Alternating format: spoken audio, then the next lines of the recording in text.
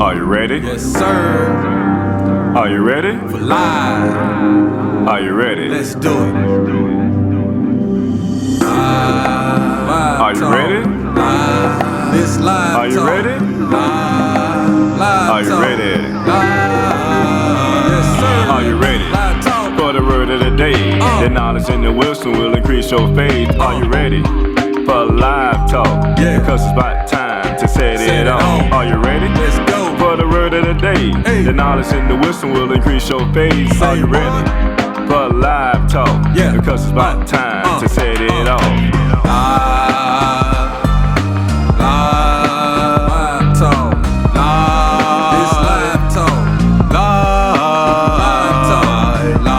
Living in vital energy. The universal language spirituality.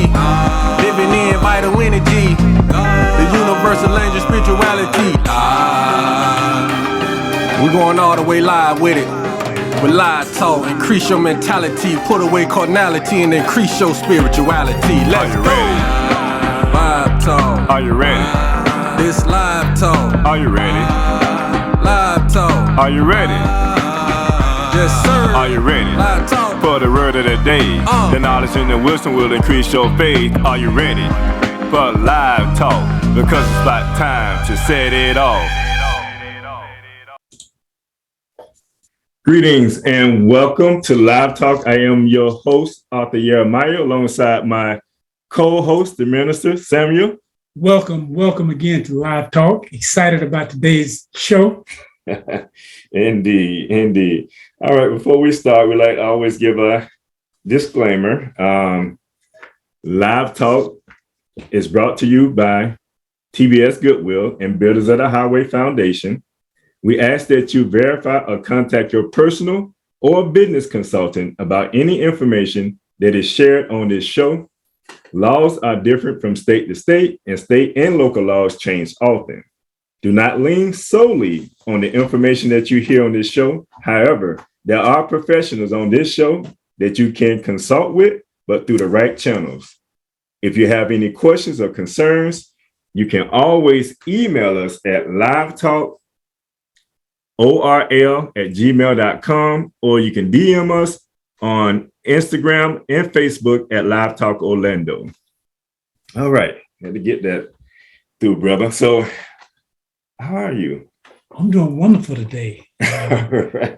We still in the midst of what's known as Black History Month, even though here at Live Talk, we celebrate Black history all year round, Right. because it is not just Black history, American history, it is our true history. Right, indeed. So are you ready? Yes. Indeed, I am as well. All right, so before we get into the meat of the show, we always do a rundown of the show first and foremost. First, we'll start with the minister word of today. After that, we have a short commercial break. And then we'll come back with the main topic. The main topic centers around the book, You're Not a Nigger. It's the book right here.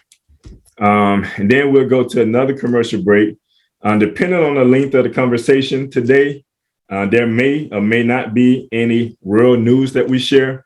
However, the author will share some book reading, some information that normally can really increase our knowledge and increase our awareness as well. So with no further ado, Minister, what you have for us today?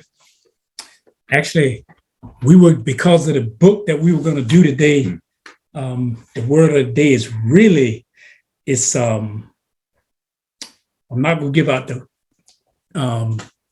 title, but the word of the day is really, because we're in Black History Month, the word is about our true history.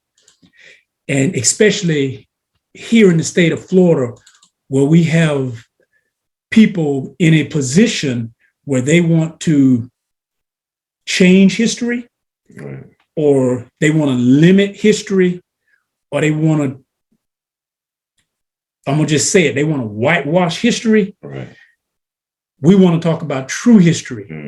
And history can be very exciting. History can be nice to read about, and learn about, but history can be very traumatic. Right. History can be graphic. It can be mean and it can be ugly.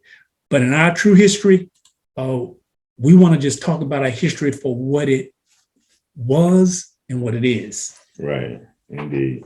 All right. So thank you for that, brother. So we'll go right to a short commercial break. We'll be right back with the main topic of the day. Stay with us. We'll be right back. Hi, my name is Angela Scott, and I am the proud owner and founder of Scott & Associates accounting firm.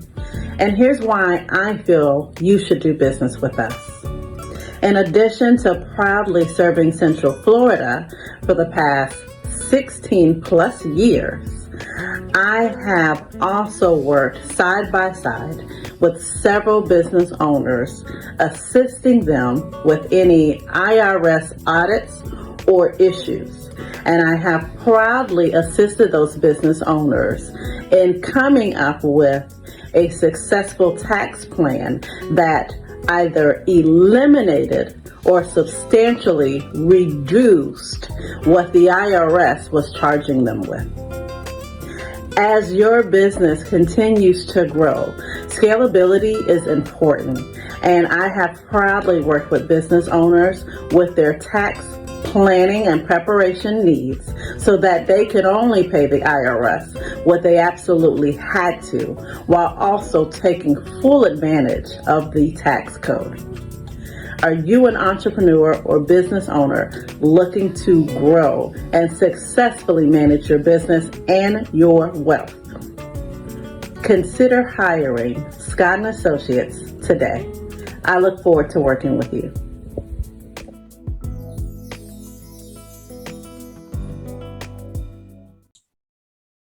All right, welcome back to Live Talk. As we mentioned before, we have a topic today that I think everyone should be want to be engaged in. Is pretty much talking about our true history. And the book that we're going to highlight today is the book "You're Not a Nigger," which is a book that's been around for a very long time. And there's a lot of knowledge and information in this book that if one was to take the time to read it, it would truly free you from some of the things that we suffer today as far as our identity crisis, which is one of them. So I want to mention, brother, when you think about the month of February, we're going to get a little bit into the book. I want to talk a little bit about the author before we get into the book. And maybe this is just a moment that made me laugh. When you think about the month of February, and I know we always talk about, they gave us the shortest month. But when I look at it, it's a lot of Black folks were born in this month. Is that one of the reasons? It's very possible. Why they call it Black History? Because think about it. I got about 10 or 15 family members that was born in this month. I definitely got family members born in this month. And I'm pretty sure people born out here all the months. But it's ironic that so many people that I know was born in this month here. So it just made me think about it and say, like, wow, maybe we came up with Black History Month during February. Hey, I was spending some time with my mom. It was her birthday yesterday, so she's one of the most important people in my life. Right. So it's like, yes, did they do some research, or did we do that and then we found it on the other side? Right. It's crazy, but I found that to be hilarious that I had known so many people that had birthdays in this month. My sister's birthday is on the 9th. My grandson's birthday on the 10th. My granddaughter's birthday on the 12th. My birthday on the 13th. My son's birthday on the 15th. My daughter's birthday on the 17th. See, now is there a conspiracy about the February that they did not let us know about? I'm telling you, this is something else though. But that ain't what we're talking about today, y'all. We're gonna dive into this book. It's about our true history. The information that's shared in this book is some very powerful, deep information. And as we go into this book, we want to highlight first the author of the book, because, you know, you can't go too further than the author, you know. And when we talk about the author, you know, the question becomes, who is the author of this book? Who came up with this title of this book and put this book before us? So just to share a little bit, you know, about the author of the book, and I'm gonna come a little bit from the book itself. And it states in the book, it said, you know, before coming into the spiritual leader of the nation of Yahweh, Yahweh ben Yahweh was born October the 27th, 1935, in Kingfisher, Oklahoma. He received a bachelor's degree from Phillips University in Oklahoma, a master's degree in economics from Atlantic University, Atlanta, Georgia, and attended Oklahoma University School of Law. Yahweh ben Yahweh was a technical instructor while serving in the United States Armed Force and received an honorary discharge. Now, I want to come back to that, but I'm gonna read through this here, but I want to come back to that because I want to talk about some of these accolades. Yahweh ben Yahweh came to Miami, Florida alone in 1979 to become the spiritual leader and founder of the Nation of Yahweh. Although he took a vow of poverty that same year, within 7 years, he guided the nation and those who followed his teachings and practice and principles to amass an economic empire in Miami and throughout the United States worth over $250 million. We're talking about $250 million, brother, at a time that, you know, you're talking about $250 million. When we think about the equivalence of that today, what we're looking at. Yeah, if you was to take those actual dollars today and bring it from the time that we were in, we would be talking about a empire or a nation that was set up amongst our people that was over $1 billion. Over $1 billion. Over $1 billion. We looking at that today. We looking at over $1 billion. So we know the significance of the amount of money that the nation accumulated during that time, and we knew where the nation was heading. So I mean, it's just to to speak on the nature of this individual. You know, I'm gonna go on to continue. Let me add, before we leave that, I want to add something on that point, because just to bring it clear, because there are a lot of billionaires today. There's a few Black billionaires today, and I do take my hat off to those. Notably, someone like Oprah Winfrey, right? And there are a few entertainers. I believe maybe one of the young ladies is a billionaire. The one that's supposed to at the Super Bowl this year. Yeah, Rihanna is a billionaire. But what I want to point out, and I'm not taking anything from them, but the clarity is a lot of their billions is because it's invested into, say, a clothing line, or it is affiliated with a majority company and they have an interest in those products. But when we're talking about what was done by the author of this book, Yahweh ben Yahweh, all of this was held, and we'll talk about a little bit more when you get into this about that vow of poverty. All of this was uniquely within our people. Right. It was uniquely 100% of that ownership was within our people, and not just our people, but within our own communities. That's something real. $1 billion. Yeah, that is real, because to your point, we seen that when it happened with Kanye West. Like, yes, soon a lot of those endorsed. Perfect example. Yeah, they took away them endorsements, and immediately his net worth fell. Yes, you know, that wasn't the case with Yahweh ben Yahweh and what he established, you know. And like you said, we'll get into that part with saying taking a vow of poverty, because that's real, you know, when it comes to just the nature of the person that we're talking about, is the author of this book, you know. And it said, under his direction, now I'm gonna continue this talking about the author. Under his direction, the nation of Yahweh has grown to accomplish the ciphers, followers and supporters in over 1,300 cities within the United States and 16 foreign countries such as Ghana, Nigeria, Great Britain, Canada, and the Caribbean. And we want to, just go on to talk about, this author from a point of view that people can really, see the greatness of the mindset that was displayed during that time.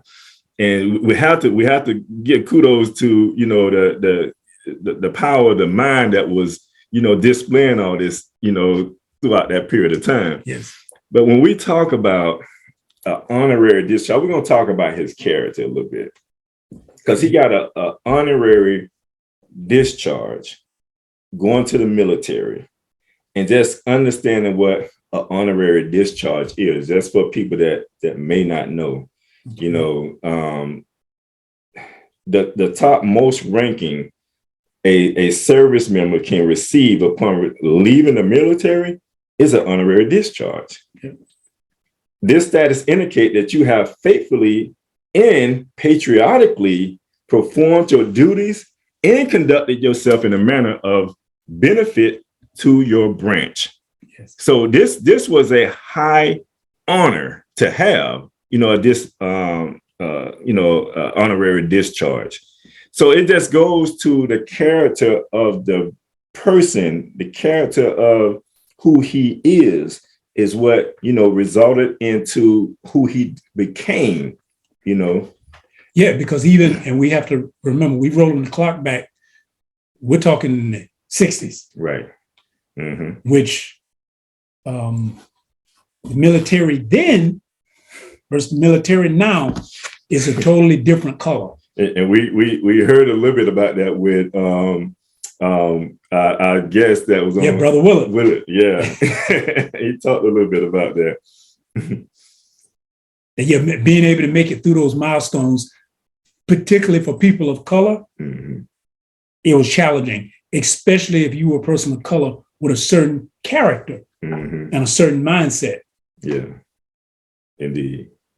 And then, when we talk about, developing yourself individually, we have to take note of the character of a person and how they display that character on whatever level of ground that they're on, But we talked a little bit about taking a vow of poverty. What, like, when you think about that, what comes to your mind, like taking that vow of poverty, where it talks about that? And see what most people think of with that vow of poverty. You look at it as people think about being destitute, mm-hmm. or having, very little, or almost like, being a beggar, mm-hmm. or at a point of, since it's vow of poverty, I'm gonna have to basically live my life with nothing at all, because I'm doing this in service to God, in service to Yahweh, in service to the Most High. So I'm gonna be impoverished, mm-hmm. meaning having nothing or very little at all. That's what normally comes to mind when you hear of our poverty. Right. And I think with the author, considering his, eventually his mission and his purpose and what he was looking for as a vision for the world, when I think about taking a vow of poverty, it's almost like, to me, it's like, I give everything because I have everything. So it's almost like, I put it in better terms, when coming into the spirit of the name of Yahweh, which is that's a spiritual journey that the author took, and he came into the spirit of the Most High. And coming into the spirit of the Most High is almost like saying, anything that I have, I don't need, because I have everything in him. So everything that I would gain moving forward will be because of him. Right. Because even when you think about the author and how people would ask him about certain things, because he had some interviews where it was asked about how he get this and how he get that and blah, blah, blah. And he would always say the name of the Most High. Right. Yahweh, because he didn't want no one to gain or say they gave him anything. So taking a vow, to me, just me personally, taking a vow of poverty is to say, I will let go of everything in order to receive everything, because everything is truly, the earth, when you think about it in a sense, and the little material things that you may have is it don't equal up to that, So I take that in a sense, taking that vow of poverty was to say, like, I'm going to relieve myself of the things of this world, and I'm going to receive the things that the Most High give me, which is everything, maybe of this world, but I'm going to seek the kingdom of heaven first. Yeah, because that vow of poverty generally, it's when you give up, by the proper definition, is giving up all your worldly possessions, all your worldly goods, all your worldly things, everything that's carnal or terrestrial. You give all of that up, in taking a vow of poverty. Yet, what the other side to that, when you're spiritual and you give up the carnal and you become celestial, that vow of poverty is you giving up all your earthly and worldly things. And then it becomes everything that's accumulated, everything that one can do is to be shared in common within whatever your spiritual group. In this case, we're talking about the nation of Yahweh. So anything that you get, you give it to the glory of the Most High, but it's held in common for all. It's not for an individual, right? But it's for all.